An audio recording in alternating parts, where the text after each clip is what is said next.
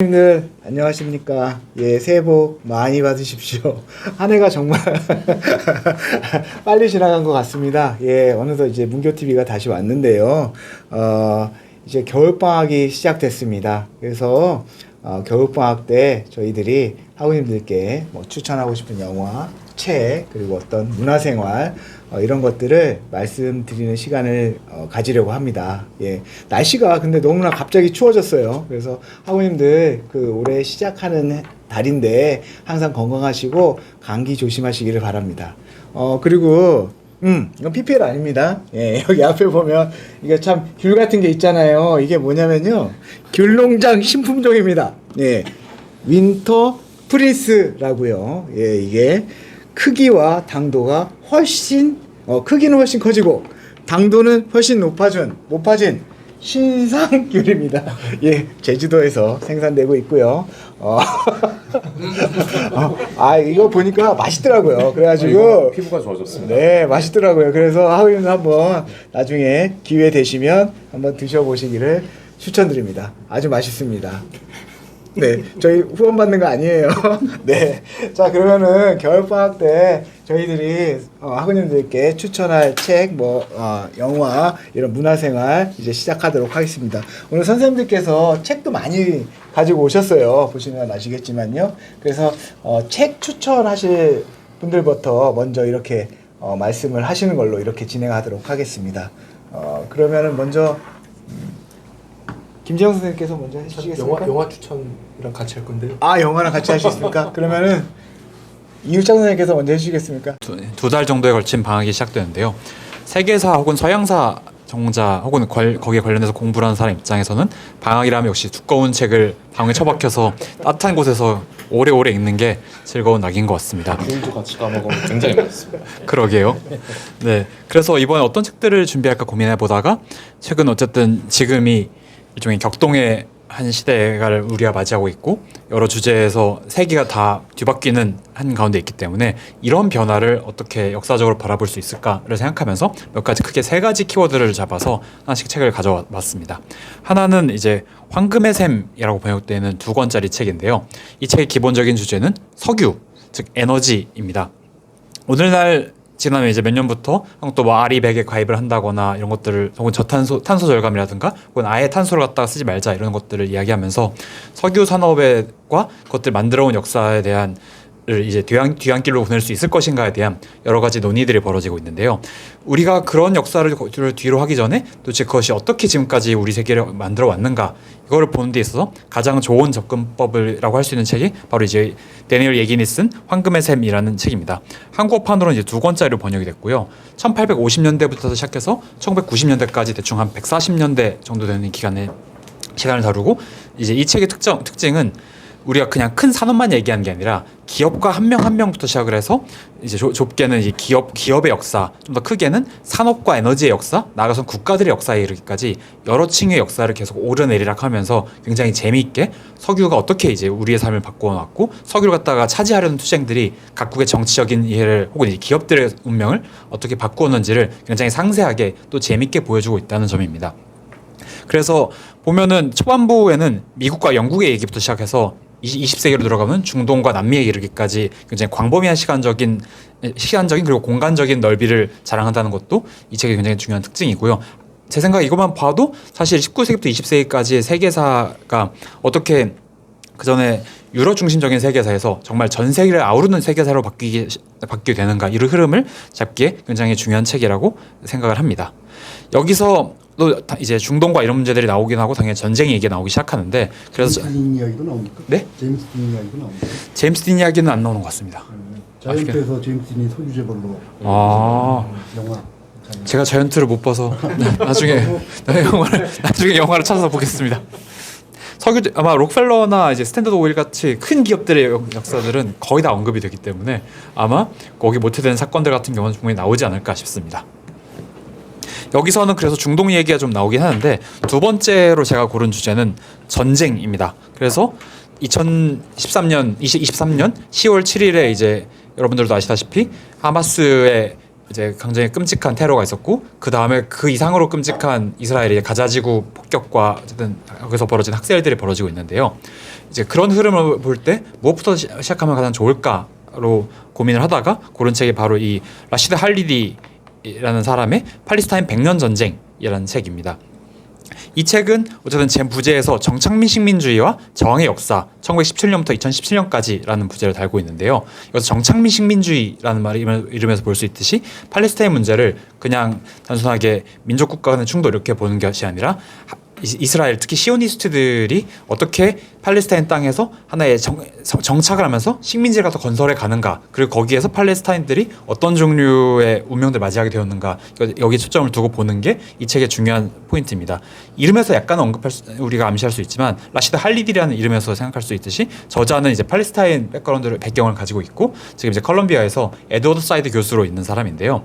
이 책의 장점은 기본적으로는 이제 이스라엘의 시오니즘과 그것들이 전파해온 프레임을 굉장히 비판적으로 조명한 입장을 취하면서도 그냥 이스라엘은 나쁘고 혹은 팔레스타인은 좋다, 피해자다 이렇게만 보는 것이 아니라 작게는 팔레스타인과 아랍 국가들 사이에서도 어떤 종류의 갈등들과 차이들이 있었는가, 그리고 팔레스타인의 전략은 왜 실패했으며 그것이 특히 영국을 지나서 미국이라는 환경에서 이제 팔레스타인들이 어떤 종류의 전략적인 실수와 혹은 이제 이점들을 취할 수 있었는가 같은 것들을 골고루 따져본다는 점도 굉장히 중요한, 혹은 이 책의 중요한 미덕이라고 생각합니다. 즉 기본적으로 이 책의 저자는 현재 이스라엘의 팔레스타인 점령에 대해서 비판적인 입장이긴 하지만 그렇다고 해서 단순하게 선악구도로 좁게만 보는 것이 아니라 팔레스타인들의 어떤 종류의 전략적인 실수를 저질렀는가의 차원에서 생각한다면 문제를 제기하면서 우리가 이 문제를 조금 더 깊게 그리고 조금 더 중립적으로 볼 수 있는 시선을 제공한다는 게 이 책의 중요한 의미라고 생각합니다. 번역도 굉장히 잘 되어 있고 앞에 황금의 샘에 비해서 한 권짜리로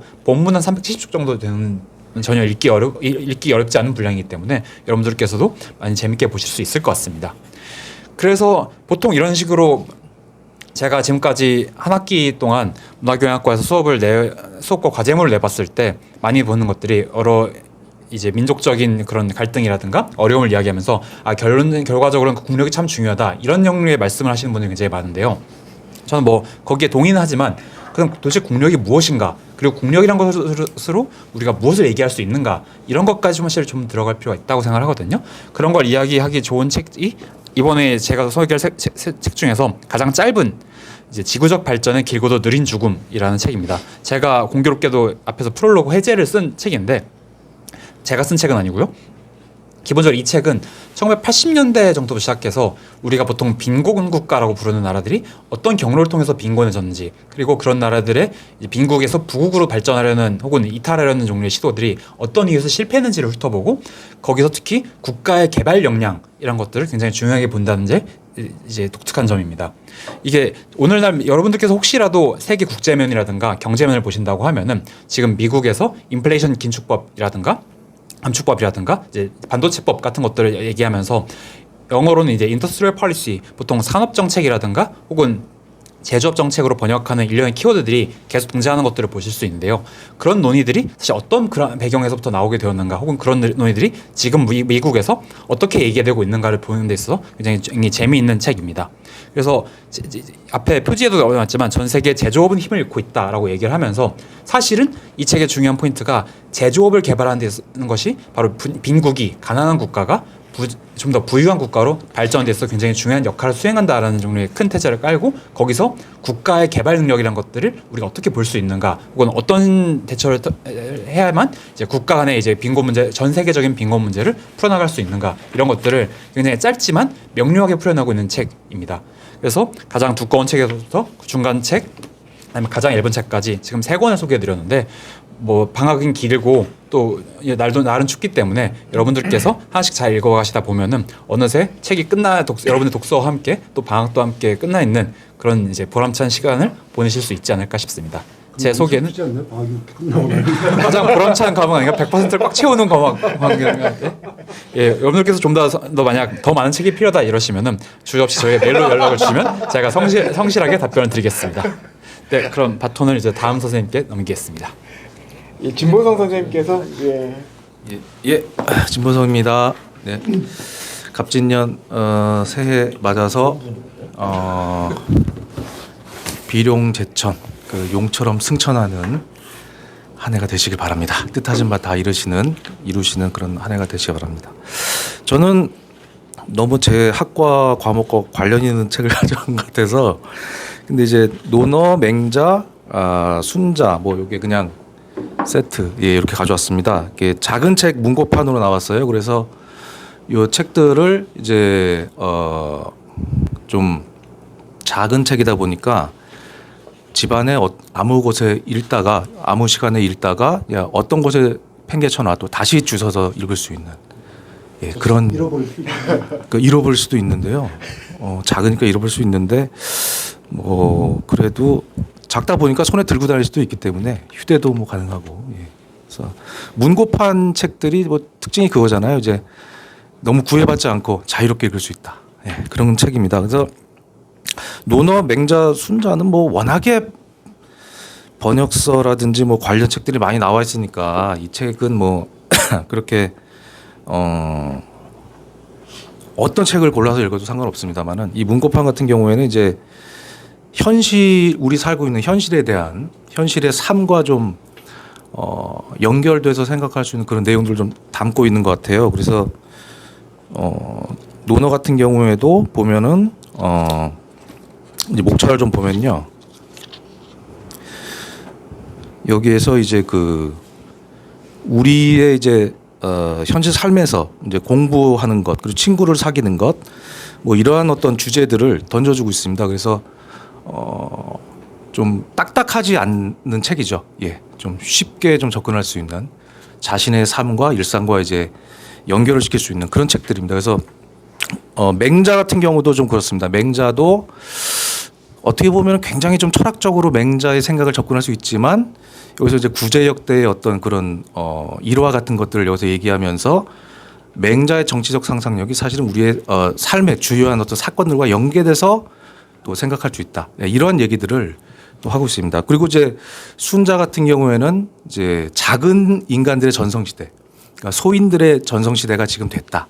뭐 이런 표현들. 그래서 우리가 이제 생각할 수 있는 그런 이제 공자와 맹자와 순자의 어떤 그러한 주장들을 현실에 지금 우리가 닥쳐 있는 환경이 이 세 가지의 문제 의식을 다 가지고 있다는 그런 것들을 이 세 가지 시리즈를 통해서 읽어낼 수 있을 것 같습니다. 그래서 재해석에 가까운 책. 재해석이라기보다는 기존의 해석들을 그대로 가지고 오면서 이것을 현실에 어떻게 이제 우리의 삶과 연결을 시킬 수 있는가 뭐 그런 얘기들을 이 책에서 이제 하고 있습니다. 그래서 저는 이제 이 책을 이게 한 17개 정도 시리즈가 나왔는데요. 물론 이 동양 철학 논어, 맹자, 순자, 뭐 대학 중용 뭐 이런 것들 쭉 있는데 이 동양 철학 쪽의 주제들이 사실 책이 좀 잘 안 팔린다고. 지금 제일 잘 팔리는 책은 이제 이 시리즈 중에 쇼펜하우어가 있는데 쇼펜하우어는 이제 소확행, 뭐 소소하고 확실한 어떤 이제 삶의 이제 그런 행위, 뭐 이제 자기의 삶의 영위, 뭐 그런 것들 이제 얘기하고 있는데 사실 이 책에서도 이제 그런 것에 좀 접근을 하려고 이렇게 쓰여진 것 같아요. 그래서 이 책의 어떤 내용들을 너무 심각하게 생각하지 마시고 뭐 화장실에 갔다가 잠깐 소파 이 책이 또 있구나. 그럼 다시 한번 또 읽어보시고 넘겨보시고 어디를 먼저 읽으셔도 상관이 없습니다. 그런 책이기 때문에 올겨울에는 이제 두꺼운 책을 먼저 정독을 한다고 생각하고 읽어보시고 이 책은 이제 그 사이사이 시간에 뭐 짜투리 시간에 아무 쪽이나 펴서 한번 읽어보시면은 좋지 않을까. 그래서 이 세 개의 책을 일단 문고판을 추천을 드렸습니다. 책들에서 선생님의 결혼과 관련돼서 어떤 힌트를 주시나요?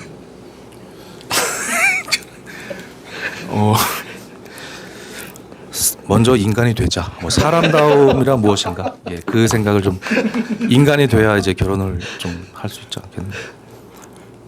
예전에 그 김병조 씨가 유행어가 있지 않습니까? 예전 개그맨인데 아마 이제 학우님들 연배에 좀 많으신 분들은 좀 아실 수 있을 거예요. 배추머리, 배추도사 해서 김병조 씨가 일단 뭐 인간이 되어라.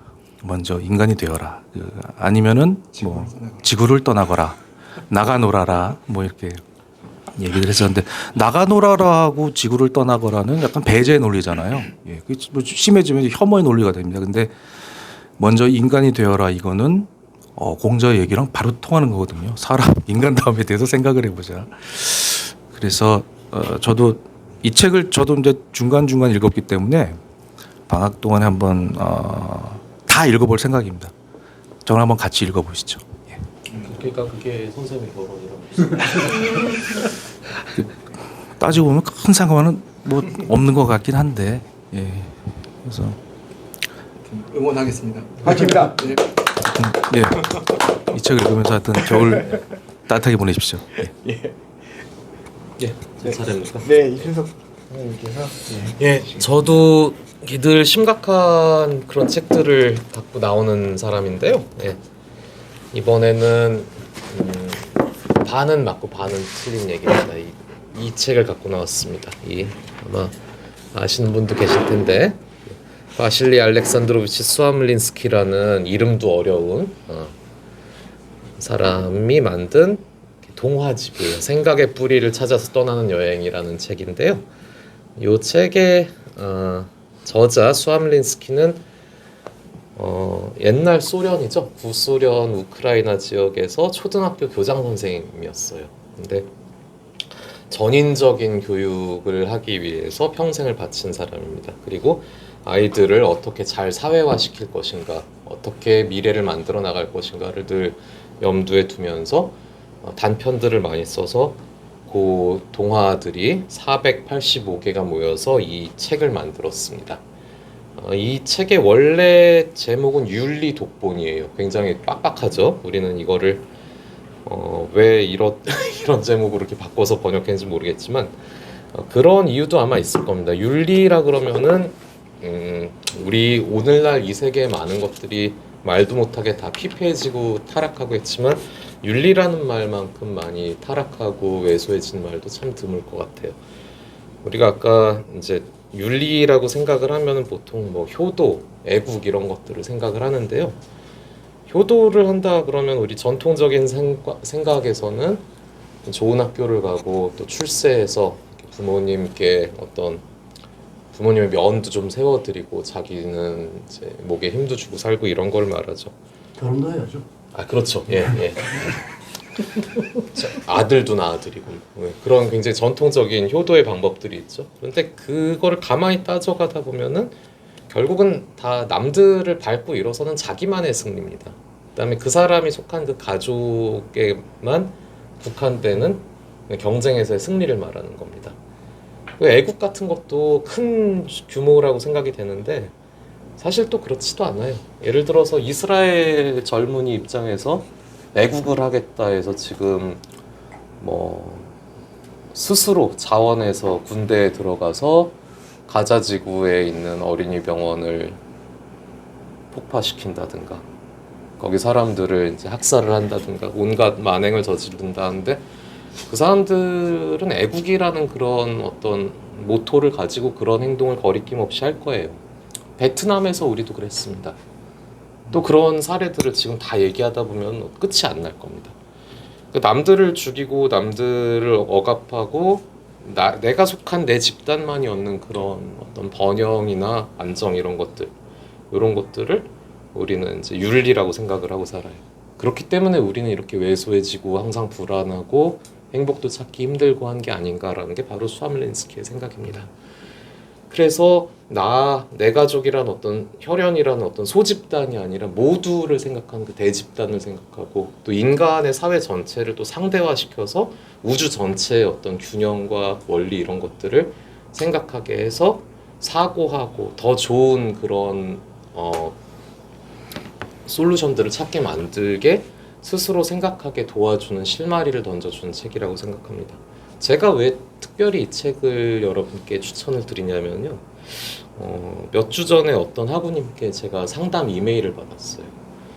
이렇게 철학의 이해를 수강을 하셨는데 거기에 나오는 모든 철학자들의 참 좋은 얘기들이 많은데 자기는 작은 아이를 키우는 입장에서 어떻게 이 세상에서 그 철학들이 이렇게 적용이 돼서 자기와 아이만이라도 좀 정신 잘 차리고 잘 살아가는 그런 방법이 있을지 그게 너무 이렇게 답이 보이지 않는다. 좀 추천을 해달라 해서 제가 이 책을 추천을 드렸습니다. 짧으니까 제가 한 토막만 읽어드릴게요. 여기 보통은 한 페이지, 많으면 두 페이지인데요. 여기 361번에 제가 어떻게 짧은 글을 하나 읽어드리겠습니다. 밤사이 한방눈이 펑펑 내렸다. 온 마을이 새하얀 눈에 덮여 있었다. 집집이 사람들이 나와서 마당과 길에 쌓인 눈을 치웠다. 남자들, 여자들, 아이들까지 나와서 넉가래와 빗자루로 눈을 치웠다. 유라와 미샤, 니나가 학교를 걸어가고 있었다. 그런데 마리아 할머니 집을 지날 때 걸음을 멈추고 말았다. 할머니는 혼자 외롭게 살고 있다. 할머니 집 둘레에는 눈을 치우는 사람이 아무도 없었다. 할머니네 집 마당에는 눈이 소복히 쌓여 있었다. 맨 처음에 유라가 입을 열었다. 할머니가 우물에 어떻게 가시지? 눈이 이렇게 쌓였는데? 두 번째로 미샤가 말했다.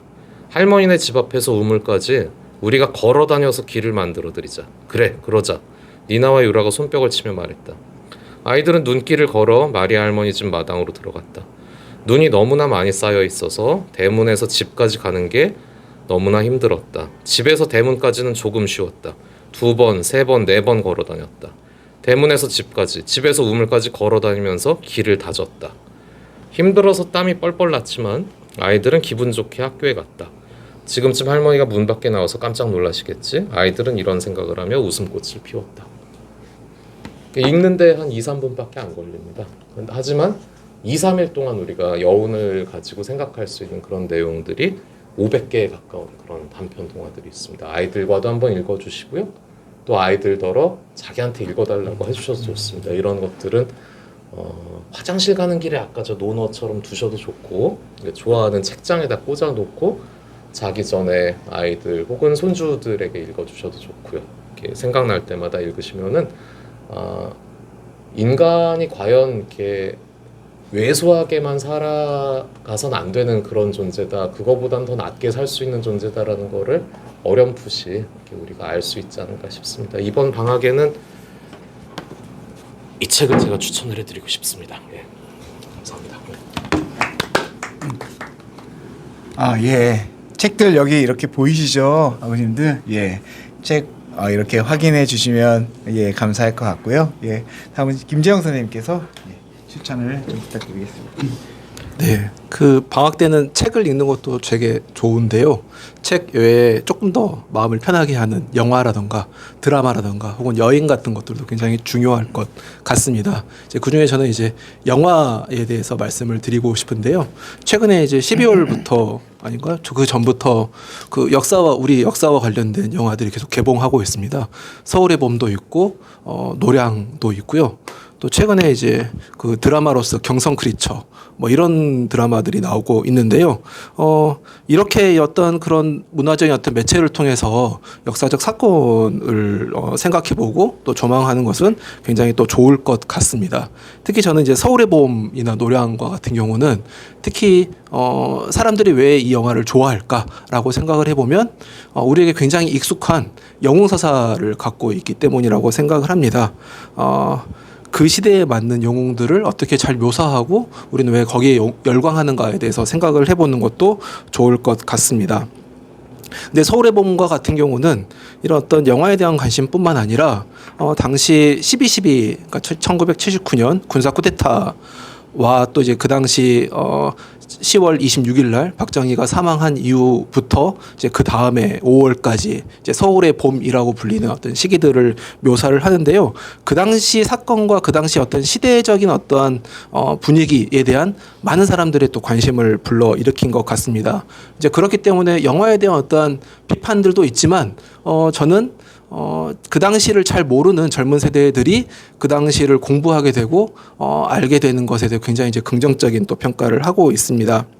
또한 이제 최근에 또 분위기를 보면 그냥 영화를 보는 것에서 끝나는 것이 아니라 그것을 계기로 다양한 어떤 책들을 읽는다거나 온라인에서 정보를 얻는다거나 그런 어떤 트렌드들이 있는 것 같은데요. 우리 학원님들도 영화를 보는 것에서 끝나는 것이 아니라 그렇게 계속 이제 공부를 해 나가시면 좋을 것 같습니다. 그런데 이제 영화라든가 그런 어떤 문화적 매체를 통해서 우리가 역사적인 사건을 접하게 될 때 약간 좀 뭐라고 할까요? 주의할 것들이 있는 것 같습니다. 특히 이제 서울의 봄 같은 경우는 이제 창작물이기 때문에 이제 사실관계가 틀린 것들이 많죠. 예를 들어서 이제 정우성 배우가 분한 그 이태신 장군, 이제 장태환 장군을 이제 모델로 했다고 하는데 이제 이분 역시 이제 창작물, 그러니까 이태신이라고 한 역시 창작물이고 이제 극 중반에 행조대교를 혼자 이제 막아서 가지고 반란군들을 되돌려 보내는 이제 그런 것들도 이제 약간 극적 효과를 위해서 만드는 창작물이고 그게 마지막에 광화문에서 이제 대치하는 그것도 창작물인데요. 이렇게 사실관계를 확인하는 건 역시 또 영화를 보고 나서 또 알아가는 또 즐거움인 것 같습니다. 근데 또 하나 이제 또 주의할 점은 영화 역사를 바라보는 그 영화 어떤 감독 창작자의 시선을 우리가 그냥 받아들이는 것도 약간 주의해야 될 것 같습니다.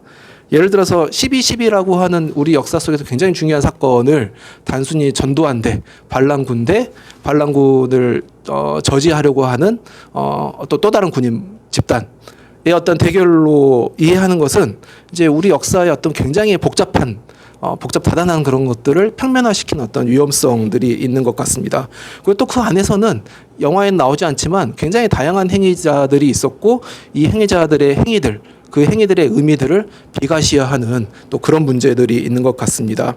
특히 이 12.12라고 하는 그리고 이제 79년 말부터 80년 이제 초까지의 사건은 우리 역사에 굉장히 중요한 변곡점이 되는 시기이기 때문에 이 시기를 또 잘 누가 있었는지 어떤 역할들을 했는지 또 그 행위들의 어떠한 의미는 무엇인지를 알아가는 것은 또 굉장히 또 재밌고 흥미롭고 중요한 일인 것 같습니다. 예를 들어서 최근에 이제 분께서 이 영화는 여성들이 전혀 나오지 않는 영화이기 때문에 보지 않겠다라고 이제 비판을 하셨는데요. 약간 이런 비판들이 과도하긴 하지만 서울의 봄 시기에 여성들은 도대체 어떤 역할을 했는가, 어떤 행위들을 했는가, 왜 그런 것들은 어떤 이런 문화적 매체에서 재현되지 않는가 이런 것들을 생각해 보는 것도 의미가 있는 것 같습니다. 또는 이제 저는 이제 영화를 보면서 이야기되지 않았던 중요한 것이 이제 영화에서 잠깐 나왔는데요.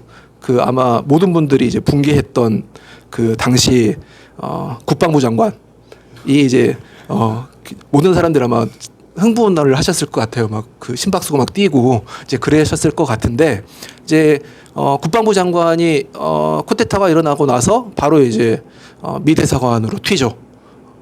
이제 거기서 이제 한미연합사 사령관이랑 당시에 이제 미대사가 있었는데 미국이 잠깐 비칩니다. 하지만 당시 사건을 이해하는 데 있어서 미국이라고 하는 존재는 굉장히 큰 어떤 존재였고 그 당시 어떤 우리 역사를 이해하는 데 있어서 미국은 굉장히 또 어떤 역할을 했는지를 보는 것은 굉장히 중요한데 영화에서는 또 보이지 않는 것 같습니다. 이제 이렇게 보이지 않는 것들을 영화를 본 다음에 하나씩 찾아가는 또 재미 그리고 그것의 의미를 살펴보는 또 재미가 있는 것 같습니다. 그리고 또 12.12가 우리 역사에 중요한 것은 이것이 이제 80년 5월 5.18로 이어지는 것이기 때문입니다. 제가 이제 79년부터 이제 82년도에 한국과 미국을 오갔던 이제 외교 문서들을 많이 분석을 했는데요. 이제 그런 것들을 보면 애초에 이제 미국이 뭐라고 할까요? 이 동북아시아의 안보 문제 때문에 이런 쿠데타를 그냥 용인했다라고 하는 것들을 볼 수가 있는데요. 근데 또 이렇게만 보는 것은 또 미국이라고 하는 행위자를 굉장히 중요한 행위자를 너무 단순하게 보는 것이고 또 어떻게 보면 당시에 이제 미 대사는 김대중이라고 하는 정치인을 통해서 한국의 어떤 민주화를 위해서 뭔가 역할을 하려고 했던 노력했던 것도 있는 것 같고요. 또 이제 많은 연구자들, 많은 분들이 한국은 어떤 미국의 어떤 미국 제국주의의 속국 아니었느냐 또 이렇게 이야기를 하지만 그게 또 역사적으로 보면은 계속 변화하는 것 같습니다. 예를 들어서 4.19 때는 4.19 혁명이 있었음에도 불구하고 이제 미국이 이제 박정희를 허용하면서 그냥 넘어갔고 또 79년 또 80년 5월이 있었음에도 불구하고 미국이 허용하면서 이제 그게 넘어갔는데 근데 어떻게 87년 또 6월은 그런 어떠한 운동 혁명이 가능해졌는가 이런 것들을 보면 1980년 5월이 굉장히 중요했다라고 하는 것이죠.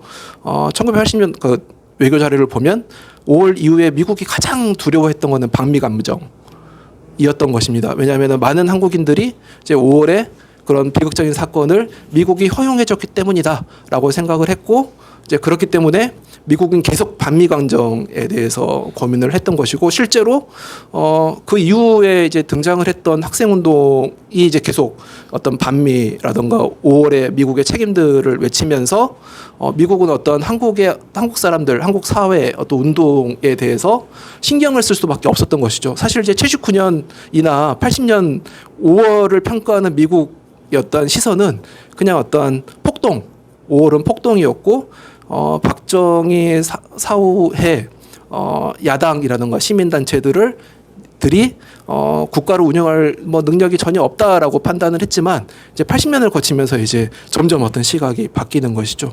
이제 이런 것들에 대해서도 이 서울의 봄을 통해서 생각을 해볼 수 있을 것 같습니다. 근데 이제 문제는 그렇게 영화를 보면서 이러한 어떤 막 생각들 역사의 어떤 파편화됐던 사건들을 이어붙이는 게 사실은 쉽지가 않은 것이죠. 이제 그렇기 때문에 여러분들이 이제 문화교양학과에 가지고 뭐 인간과 사회라든가 여러 가지 이제 교과목들을 들으시는데요. 방학 동안에 그래서 두 권의 이제 영화와 관련해서 영화와 관련되어 있지만 영화에 뭐 등장한 여러 가지 어떤 사건들을 이해하는 데 있어서 도움이 될 만한 책을 두 권을 가져왔습니다. 하나는 사회학자와 역사학자라고 하는 책인데요.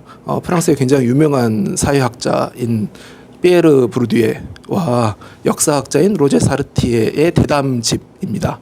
이제 여기서 그런 어떤 역사적인 문제들을 사회학적인 관점으로 어떻게 또 볼 것인가 이런 이야기들이 여기에 잘 또 담겨져 있습니다. 또 대화를 하기 때문에 또 너무 그러니까 아주 어렵지는 않은 건 아니지만 너무 어렵지 않는 책이기 때문에 이런 것들 한번 보시면 좋을 것 같고요. 선생님과 남기현 선생님의 대담집은 언제 나오는 거예요? 저희가 매일매일 거의 하고 있는 것 같긴 한데요. 대담 매일매일 하는데 책을 이제 썩 의미 있는 이야기들은 아직 좀 시간이 걸릴 것 같습니다. 예. 그리고 이제 또 하나는 최근에 제가 이제 여기저기 돌아다니면서 뭐라고 할까요? 이제 보통 이제 문화교양학과에서 나는 이 과목이 좋다. 막 이 교수님이 좋다. 이제 주로 이제 말씀하시는 분들이 이제 철학이나 역사인데요. 또 돌아다녀 봤더니 이제 샤이 사회학을 지향하는 분들이 많이 계시더라고요. 이제 그런 분들을 위해서 미국의 사회학자인 피터 버거가 쓴 사회학으로의 초대라고 하는 책이 있습니다. 이 책은 굉장히 이제 더 쉽게 사회학이 무엇인지 사회학적인 어떤 개념이나 이론을 통해서 우리 사회 문제라든가 역사에 대해서 어떻게 이해할 수 있는지 이제 또 그런 내용들이 있기 때문에 방학 동안에 조금 더 머리를 식히는 의미에서 이런 책들을 또 보시면 좋을 것 같습니다. 네, 이상입니다. 다시 번역됐군요. 예. 제가 사회학과에 간 계기 중에 하나가 저 책을 읽고 나서 선생님은 고등학교 때 이 책을 읽으신 거네요. 그 고3 시험 끝나고 좋은 초대를 받으셨네요. 선생님 지금도 가끔 이 책에 나왔던 내용들을 인용을 합니다. 사회학으로 유출돼. 그 정도로 의미가 있는 책입니다. 제가 잘 고른 것 같네요. 감사합니다. 그럼 제가 먼저 할까요? 영화라서 저도 그럼 제가 하고 정준영 선생님, 성현 선생님 이렇게 하도록 하겠습니다. 저는 오늘 고민을 하다가 책을 가져올까 하다가 영화를 소개하도록 하려고 합니다.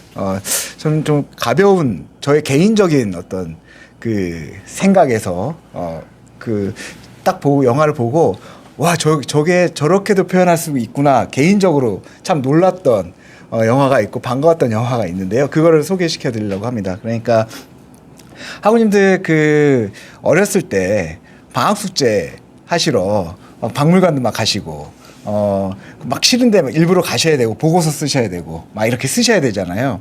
그런데 저도 역시 그랬습니다. 그래서 박물관 가면은 너무 귀찮고 막 그런데 친구들이랑 같이 가서 뭐 사 먹고 막 그러면 되게 좋았어요. 예. 그런데 이렇게 가다 보면은 제가 되게 궁금했던 것 중에 하나가 있었는데 이게 박물관에 막 이런 어떤 모형들도 많고 옛날 그 사람들 모형도 많고 그러잖아요.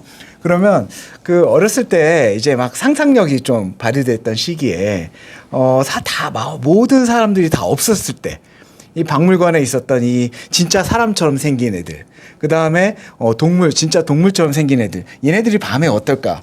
이런 상상 혹시 해보신 분들 있으십니까? 근데 저는 저에게 정말 충격을 줬던 영화 중에 하나가 첫 번째는 트랜스포머였어요. 예. 왜냐하면 제가 변신 로봇을 너무 좋아해가지고, 근데 그게 영화로 실사화가 돼서 보여주지 않습니까? 그래서 너무나 놀랐습니다. 진짜 정말 그 정의를 위하는 그 우주를 지키는 그런 거에 정말 그 어렸을 때 감정이 대단했고, 제가 방금 말씀드렸던 박물관과 관련해서는 저에게 굉장히 충격을 줬던 영화가 박물관이 살아있다라는 영화입니다. 예, 그 영화는 이제 한 경비원이 되게 살기 어려운 분이 있으셨어요. 근데 되게 우여곡절 끝에 이제 뭐 정말 싫은데 박물관 경비원이 되신 거예요. 그런데 그 박물관이 살아있는 박물관인 겁니다. 그래서 밤에 막 이렇게 막 그 남북전쟁 그 밀랍 인형들도 살아나고, 그리고 미국 초대 대통령 밀랍 인형도 살아나고, 저기 징기스칸도 살아나고, 그러면서 막 섞이는 거예요. 그런 장면을 보면서 제가 너무나 신기해하고 막 그랬던 기억이 납니다. 그래서 그 영화 박물관이 살아있다는 영화는 1편, 2편이 나왔거든요. 근데 2편은 1편만큼 못해요. 그래서 나중에 아주 가볍게 1편을 한 편 보시고요. 제가 항상 말씀드리는 거 있죠. 박물관 한번 가보십시오. 그러면 굉장히 느낌이 새로우실 겁니다. 예. 그리고 어릴 때 박물관 가는 거 싫어하셨다면서 왜 그걸 계속 과제로 냈어요? 좋아하게 됐습니다.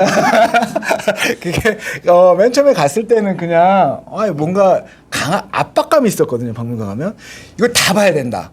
그리고 반드시 모든 걸 다 기억해야 된다는 압박감이 되게 있었어요. 그런데 이제 조금 지나다 보니까 그런 압박감에서 서서히 해방을 시켰습니다. 그래서 가서 하나라도 제대로 보면 된다. 그리고 다 못 보면 또 가면 된다. 이런.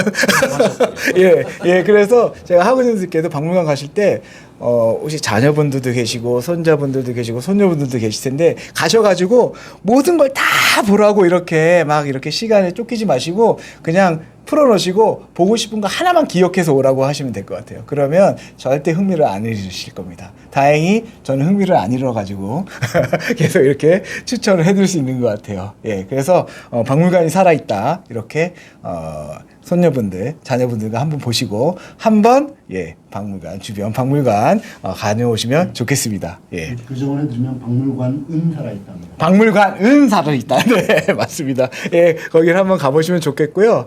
그 다음에 두 번째로 이제 제가 되게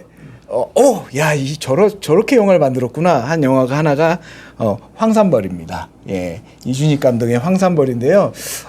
그 영화가 영화일 뿐인 거거든요. 그런데 지역 감정을 좀 드러나는 측면도 있고, 그리고 그 당시에 지금 현지 기준으로 어떤 지역의 사투리라든가 이런 걸 묘사한 측면이 있지만, 그럼에도 불구하고 당시에 어떤 그 역사적인 상상력을 발휘하는 데는 굉장히 좋은 영화였던 것 같아요. 그러니까 첫 번째 시작할 때에 고구려 백제 신라와 당나라가 사자회담을 하는데요. 그때 당시가 우리나라가 육자회담이 굉장히 있었던 시기죠. 그래서 당나라를 중심으로 삼국이 이렇게 회담을 하는 장면, 그 장면 보고 굉장히 놀라웠습니다. 그리고 또 하나는 저 어렸을 때 백제하고 신라하고 사람들이 어떤 말을 썼을까 너무나 궁금했거든요.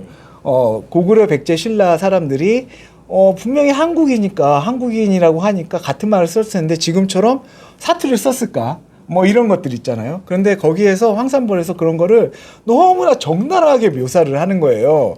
그래서 정말 재미있게 본 영화입니다. 근데 마지막에는 이제 전쟁의 결과 거시기만 살아남거든요. 그러니까 그런 것도 굉장히 참 감독이 신경을 썼다. 좀 이런 생각이 들어서 황산벌 편안하게, 그러니까 고대사 관심 있으신 학우님들 좀 이렇게 보시면 좋겠고요. 그러면서 이제 뭐 전라도 계신 분들은 경상도 가셔서 유물유적 보시고 경상도 계신 분들은 전라도 가시고 충청남도 계신 분들은 백제문화 이렇게 좀 보시면 되겠습니다. 제가 황산벌 스포일러 잠깐 말씀드려도 되겠습니다. 네네네. 신라가 이깁니다. 예, 그렇죠. 너무나 중요한 결과입니다. 너무나 중요한 결과입니다. 결국 신라가 고려한테 지지 않나요? 영화 보는 맛이 딱 떨어져. 이거 중요한 거. 자, 잊어주십시오. 결과는 열려 있습니다. 결과는 열려 있습니다. 역사적 상상력을 발휘하셔야 됩니다. 그 다음에 하나는 전 이건데요. 바로 광해입니다. 예, 광해는 제가 광해를 보고 좀 놀랐던 점은 이 점이 있어요. 광해라는 사람, 광해군이죠. 광해군이라는 사람이 광해라는 영화에서는요. 그러니까 실제 다른 인물이 잠시 원래 왕의 정신을 잃었을 때 새로운 사람이, 그러니까 전혀 왕의 교육을 받지 않은 그런 사람이 왕 역할을 하잖아요. 그러면서 정말 새로운 어떤 생각을 가진 법령들을 발표합니다. 대동법도 그 중에 하나고요. 그리고 부정한 관리들을 척결한다든가. 그런데 제가 그거 보면서 왜 놀랐냐면, 그러니까 광해군이 진짜 역사적 상상력이 정말 뛰어나다. 그 영화가 왜 그러냐면 광해군도 역시 전통적인 왕의 교육을 받았던 사람이거든요. 물론 전란도 겪고 참 많은 괴로움을 겪으면서 생각이 바뀌었겠지만, 그리고 대군이 아닌 군이기 때문에 정치적인 취약성이 있었거든요. 그렇기 때문에 굉장히 많은 어떤 그 곤란이 있었겠지만, 어쨌거나 그 전통적인 왕권을 차지하는 그 연장선상에 있었다는 사람이죠. 그런 사람이 어떻게 그러한 개혁을, 기존에 있었던 생각과 다른 개혁을 만들어낼 수 있을까? 물론 그런 흐름은 계속 있었을 겁니다. 그것이 이제 신하들과 함께 주장해서 광해군 대에 그런 것들이 표출이 됐겠죠. 하지만 그 영화적인 측면에서 보면 굉장히 저는 신기했던 것 같아요. 그래서 광해군이 잠시 비었던 그 아주 사료의 조그만한 어떤 그런 거를 모티브로 해가지고 이거를 상상을 해놓은 거죠. 그래서 광해라는 영화는 진짜 어떻게 보면은 역사 영화이기도 한데 또 가상 영화이기도 합니다.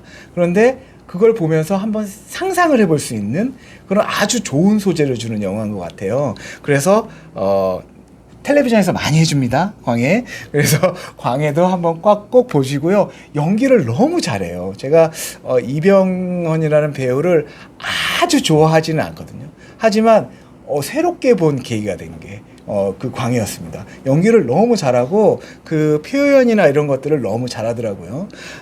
그래서 광해를 한번 보시면 좋겠고, 이제 마지막으로 최근 영화 김지영 선생님께서 설에 번 말씀해 주셨으니까 전 노량을, 노량이 보시면 노량을 보시면 참 그 첩첩 부분이 조금 지루할 수도 있어요. 그리고 전쟁씬이 너무 길어가지고 조금 약간 힘들 수도 있는데, 저는 노량 보시고, 왜냐면 노량을 또 그 노량을 만드는 감독님의 또 사관이 있으세요. 그래서 그거에 맞춰서 또 만들었기 때문에 좀 약간 좀 민족적인 감정과 좀 영웅 중심 이런 것들도 분명히 있습니다. 그럼에도 불구하고 제가 그거를 보시면 좋겠다고 생각하는 게 뭐냐면, 일단 명량 보시고, 그 다음에 명량 보시면 분명히 그 전에 한산 못 보셨으면 한산 보실 거예요. 그 다음에 또 못 보셨으면 명량도 찾아보실 겁니다. 그거 찾아보신 다음에 저는 한번 이게 맞나? 이런 생각을 분명히 하실 거거든요. 그러면 책을 한번 찾아보시고요. 그리고 현장을 가보시면 좋겠습니다. 저 같은 경우는 이번에 노량 본 다음에 저희 가족이랑 같이 저희 남해를 가려고 그랬어요. 그래서 그 관음포 거기도 한번 가보고, 거기 완전히 이제 저기 공원으로 만들었더라고요. 그래서 거기 가보고 지도도 찾아보고 막 이랬는데 결국은 못 갔습니다. 6시에 문을 닫는다 그래가지고 시간이 안 돼가지고 못 갔지만 한번 가볼 생각이에요. 그러면은 현장에서 직접 한번 보면은 그 영화의 어떤 역사적 사실, 그리고 또 사실도 그 역사적인 사건도 한번 직접 찾으실 테니까요. 그러면서 이제 책도 보시고 영화도 보시고 현장도 보시고 보시고 그러면은 굉장히 많은 생각을 하실 수 있으실 겁니다. 아마 생생하게 다가오실 거예요. 그러면은 그거와 관련해서 나중에 좀 더 관심이 더 생기시면 졸업 논문으로까지 확장하실 수가 있으실 겁니다. 그래서 저는 영화 한번 보시고 그 현장도 한번 가보시고 그리고 학우님들께서 예전에 생각하셨던 어떤 상상하셨던 그런 것들이 만약에 영화나 아니면 뭐 그림이나 책으로 표현됐다 한번 보시면 좋을 것 같아요. 그 원래 역사를 전공하시는 여기 이우창 교수님도 계시지만 역사학자들 여기 다 마찬가지일 거예요. 교수님들께서는 역사학자들이 뭔가 어떤 특정 사건을 명확하게 과감하게 얘기하기 굉장히 어려워합니다. 왜냐하면 근거가 있어야 되거든요. 사료가 있어야 되고요. 명확한 사실이 있어야 돼요. 그런데 그런 것들을 주저하게 될 때 너무나 중요하게 크게 영감을 줄 수 있는 게 뭐 미술 작품이나 아니면은 영화나 이렇게 재현하는 거예요. 그 재현 프로그램 보고 저희들도 또 그 어떤 상상력을 또 받고 또 그리고 역사를 해석하는 데 도움을 받거든요. 그래서 학우님들께서도 한번 영화 보시고 책도 찾아보시고 역사적 사실 확장하시고 그리고 직접 가보시고 그러시면 좋겠다는 생각이 듭니다. 그러면 아마 방학이 너무나 시간이 부족하실 것 같다는 느낌이 드네요. 예, 이상입니다. 마치겠습니다. 네.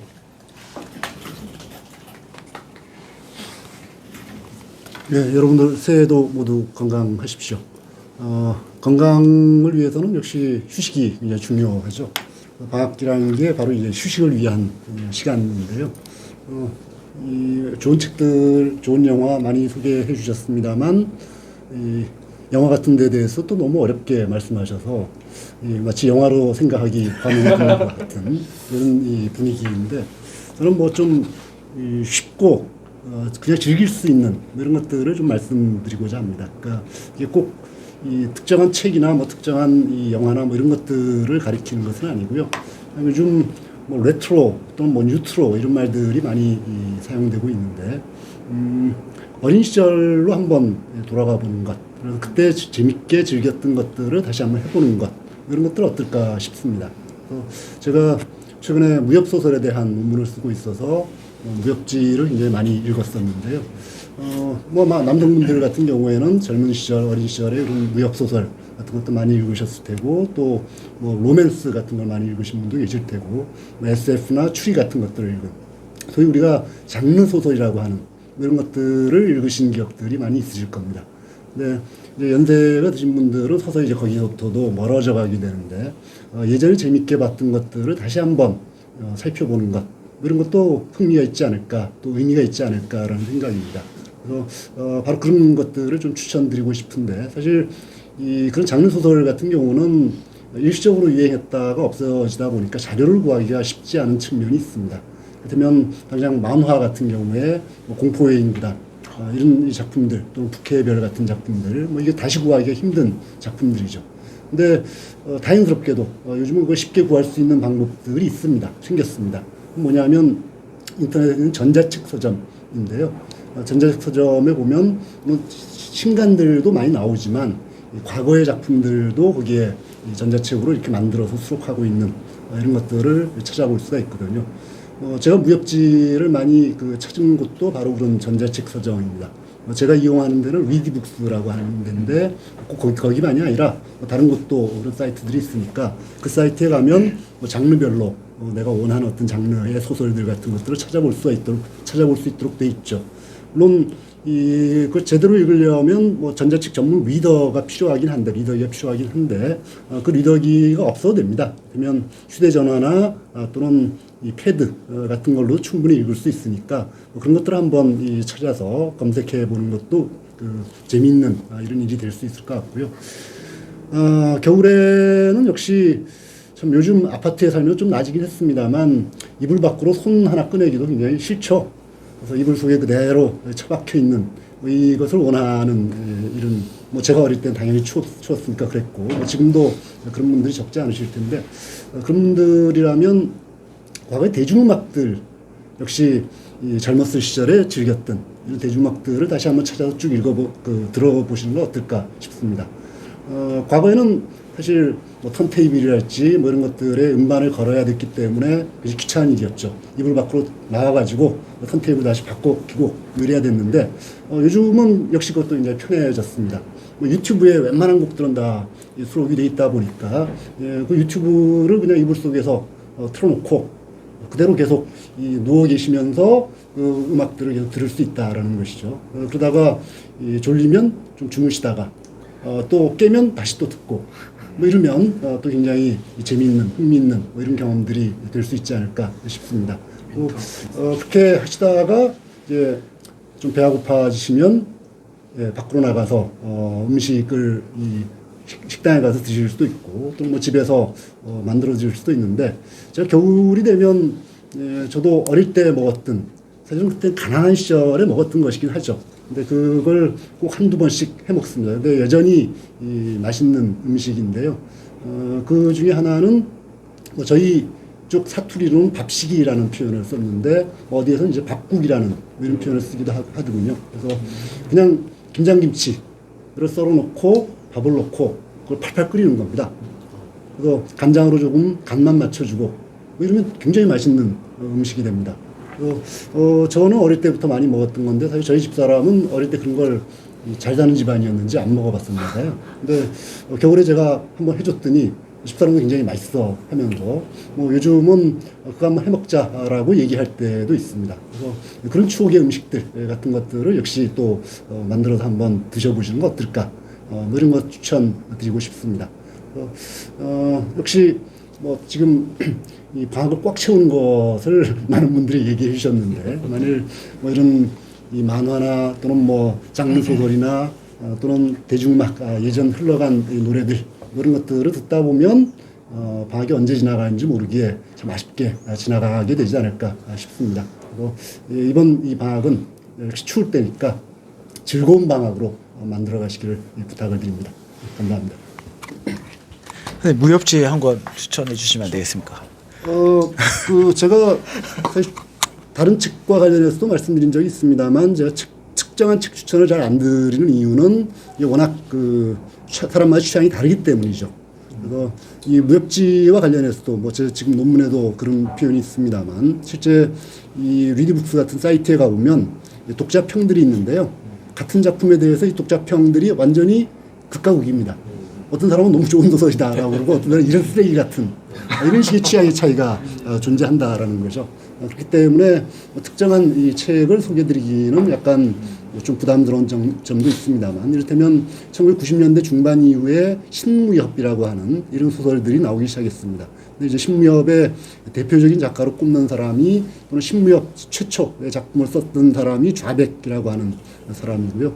그래서 좌백, 뭐 장경, 진산, 풍정호 이런 사람들이 신무협 작품들을 주로 썼었고 그다음에 2000년대 들어서면서는 뭐 임준욱이나 또는 뭐 장영훈이나 이런 사람들이 또 역시 인기를 끌었던 그런 작가들이라고 할 수 있습니다. 그래서 그런 작가들의 작품 특히 2000년대 이후가 넘어가면 소설기가 굉장히 길어집니다. 90년대까지만 해도 전형적으로 3권짜리였는데요. 2000년대 가게 되면 뭐 제가 갖고 있는 것 중에 한 30권 정도 되는 이 한 편이 그러니까 한 30권 정도 되는 묵향 같은 소설이 전형적이죠. 예, 뭐 이런 것들이 있기 때문에 시간을 때우기가 굉장히 좋은. 그래서 뭐 물론 무협지 한 권을 읽는 데는 시간이 그렇게 많이 걸리지 않습니다. 그것도 30권 정도 읽으려면 그 시간이 걸리겠죠. 그래서 이런 시간 때우기에는 아주 좋은 것이 바로 무협 소설 또는 장르 소설이 아닐까 싶습니다. 선생님 말씀하시니까 저는 약간 은하 영웅 전설이랑 영웅문 같은 것들이 생각이 나네요. 영문 덕분에 80년대 이후에 다시 무협 소설 붐이 일었었죠. 예, 제 고등학교를 완전히 망가뜨렸던. 둘다 현대 판본을 다 나와 있습니다. 예. 그리고 사실 제 방학 동안에 버킷리스트 중에 하나가 만화방에 가서 하루 정도 만화를 보면서 이제 라면을 끓여 먹는 것이었는데 꼭 해야 되겠다는 생각이 들었습니다. 만화책은 항상 쌓여 있어야 되죠. 이게 한 번에 빼와야지 이렇게 다.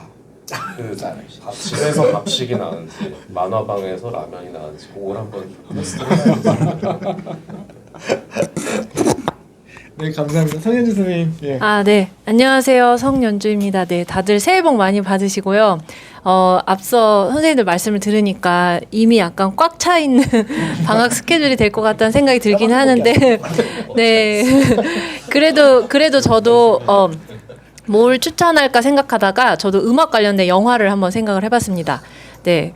사실 제가 방송대 와서 강의를 하면서 가장 많이 느끼는 점이 미술이나 뭐 연극이나 무용 다른 어떤 장르보다 음악이 가장 학우님들께 다가가기 어려운 것 같아요. 어떻게 생각하면 사실 우리가 항상 일상적으로 음악을 듣고 대중가요를 들으시지만 그럼에도 불구하고 뭔가를 강의하려고 하면 눈앞에 뭐가 보이지 않고 역사적인 맥락을 연결지어 생각하기도 어렵고 그렇기 때문에 음악을 굉장히 어려워하시는 것 같습니다. 그래서 제가 오늘 추천드릴 영화는 원래는 2편을 추천하려고 했는데 너무 꽉 차는 것 같아서 한 편으로 줄여서 한 편을 좀 자세히 설명을 드리려고 합니다. 이 영화는 한 1년 전 정도, 그러니까 23년 2월에 개봉한 타르라고 하는 영화인데요. 여성 지휘자에 관련된 영화입니다. 네, 그래서 우리한테 익숙한 음악 영화는 사실은 뭐 아마데우스, 파리넬리 이런 거 한번 안 보셨어도 이름은 들어보셨을 텐데 이런 음악가가 직접 과거에 예전 시대 음악가가 나와서 일대기를 그리는 그런 영화가 대부분인데 타르는 그게 아니라 여성 지휘자가 어떻게 한 오케스트라를 지휘하고 운영해 나가는지 그리고 특히 그 지휘자가 굉장히 어떤 욕망을 가지고 있고 그 욕망이 사적으로 이상하게 사용됐을 때 오케스트라가 어떻게 이상하게 운영되는지에 대해서 그린 영화입니다. 근데 이 영화를 제가 추천드린 이유는 사실 제가 그 출석 수업에 갔다가 이런 질문을 들은 적이 있어요. 어떤 학우님이 오케스트라에 왜 지휘자가 필요하냐. 그러니까 다들 지휘자를 바라보고 있긴 하는데 정말 지휘자는 어떤 역할을 하는 거냐라고 여쭤보시더라고요. 그런데 실제로 오케스트라에서 지휘자는 너무나 중요한 역할을 하거든요.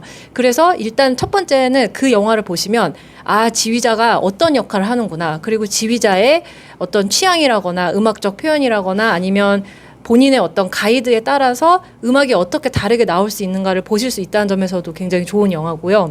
두 번째로 이 영화를 추천드리는 점은 이 영화의 구성이 좀 독특합니다. 일단 여러분이 익숙한 지휘자는 남성인데 이 영화의 지휘자는 여성이고요.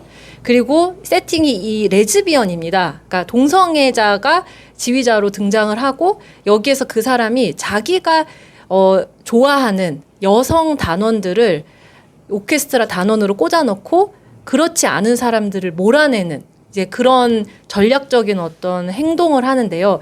그래서 결국에 이제 스포일러를 조금 하자면 이 지휘자가 결국 이제 쫓겨나는 그런 사태까지 벌어지는데 중요한 건 이 지휘자가 너무 지휘를 잘한다는 거예요. 그래서 여러분은 이런 상황에 대해 어떻게 생각하시는지. 그러니까 이 사람이 윤리적으로는 문제가 있어요. 그런데 음악적으로는 굉장히 훌륭한 경우에 우리가 이 사람을 지휘자로 무대에 서도 된다고 말할 수 있을지 아니면 음악적으로는 훌륭하더라도 윤리적으로 문제가 있을 때 이 사람을 서지 못하게 해야 되는 건지 이게 사실은 굉장히 음악계에서 중요한 이슈거든요. 저도 어떤 경험이 있냐면 제가 대학교를 다닐 때 저희 학교에 또 지휘과 교수님이라는 분이 계십니다. 이분이 우리나라에서 굉장히 유명한 분이셨어요. 그래서 저도 굉장히 존경하고 연주를 많이 따라다녔는데 어느 날 그런 소식을 듣게 됐죠. 이분이 본인 오케스트라에서 악기를 한 어떤 분과 눈이 맞아서 참고로 이분이 25살이 어리대요. 그래서 본인이 원래 살던 부인과 이혼을 하고 그 단원과 재혼을 했다.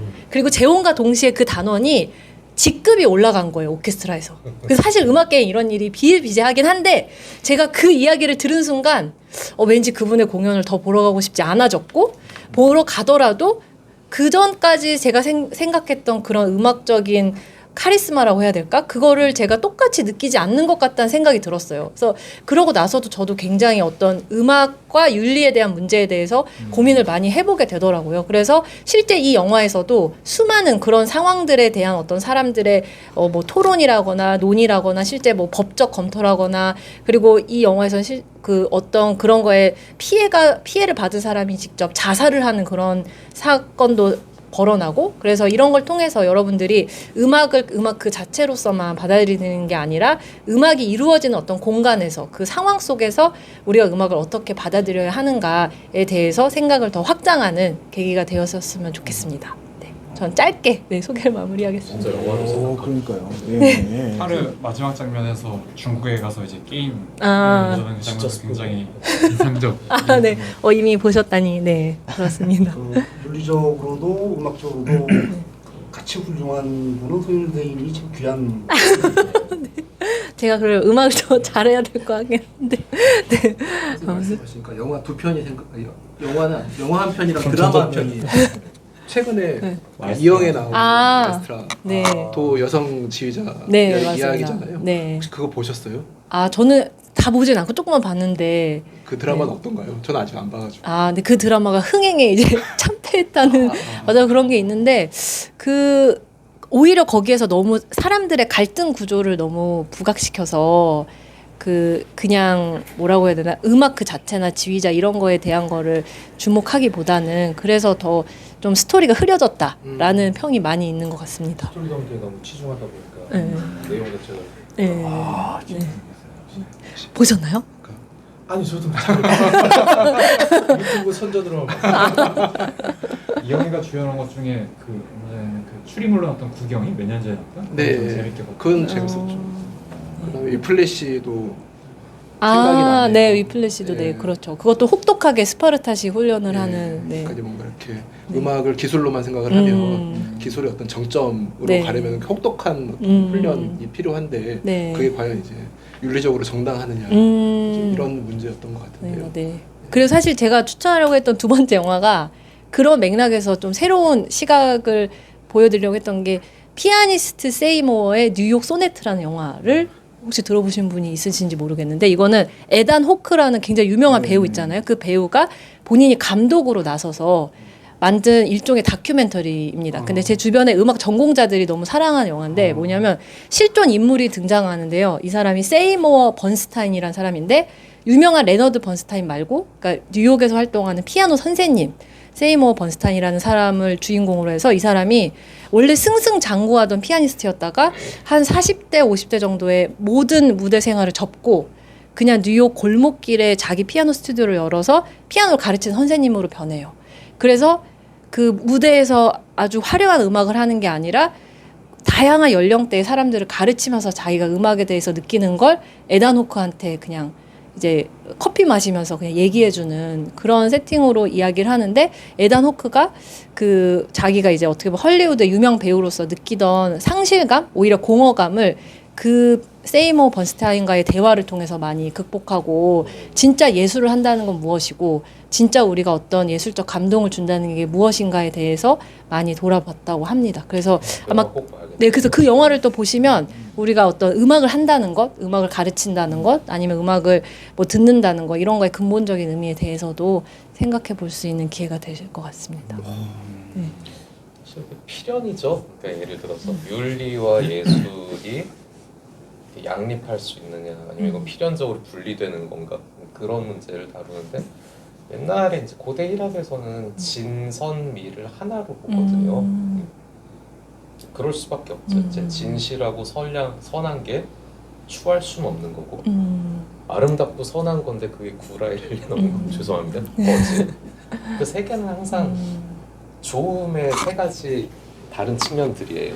이게 세 개가 같이 가지 않으면은 이거는 가짜예요. 근데 이거를 지금 억지로 분리를 해요. 우리는 아까 제가 말씀드린 대로 윤리라는 게 굉장히 왜소해진 사회고 그러니까 이렇게 기량, 기술만을 갖고 있으면 이건 정말 음악가인가 아니면 기술자인가 이런 생각도 우리가 해봐야 되고 그러니까 윤리랑 어긋난다는 것 자체가 이거는 예술, 그 미이기를 포기하는 겁니다.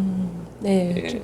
그러게요. 저도 이준석 선생님 의견에 전적으로 동감하는데 그래서 사실 이런 주제로 얘기해 볼 거리가 굉장히 많은 것 같아요. 서울시향 뭐 정명훈 지휘자 사태 같은 것도 그렇고 그때도 음악만 훌륭하면 얼마든지 항공권을 가족한테 뿌리고 그래도 괜찮다라고 말하는 음악 평론가들도 있었거든요. 그 사람들이 이제 그 정명훈을 지지하면서 칼럼을 많이 남기기도 했고 그랬는데 우리가 한번 이런 거는 굉장히 그러니까 음악 그 자체보다 어떻게 보면 더 중요한 우리가 근본적으로 생각해 볼 문제인 것 같습니다. 그렇죠. 음악을 단순히 이제 여흥거리로 엔터테인먼트로 생각하면 여기까지 생각 안 해도 될지도 몰라요. 네. 그 이상의 것이 있다 그러면은 이건 반드시 넘어가야 짚고 넘어가야 되는 과정. 네.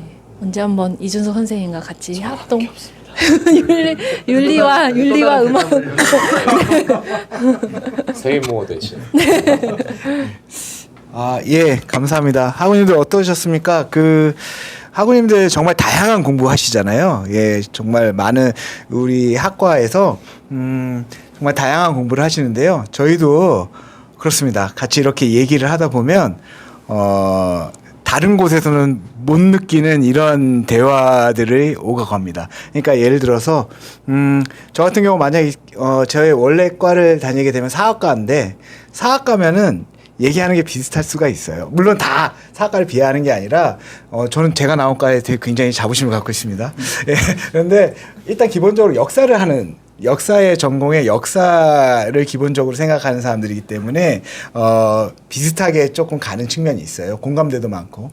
그런데 저희도 이렇게 얘기를 하다 보면 다양한 전공을 하신 선생님들께서 이렇게 함께 얘기를 하고 관심사를 얘기해 주시니까 너무나 재밌는 거죠. 그러면서 배우는 것도 많고 이런 것들이 있구나 이렇게 느끼는 것이 많습니다. 아마 학우님들도 그러실 것 같아요. 함께 우리 문화교양학과에서 공부하시면서 다른 학우님들과 함께 얘기하고 다양한 공부를 하면서 그런 것들을 배우시기 때문에 우리 과를 너무나 좋아해 주시는 게 아닌가 이렇게 생각이 듭니다.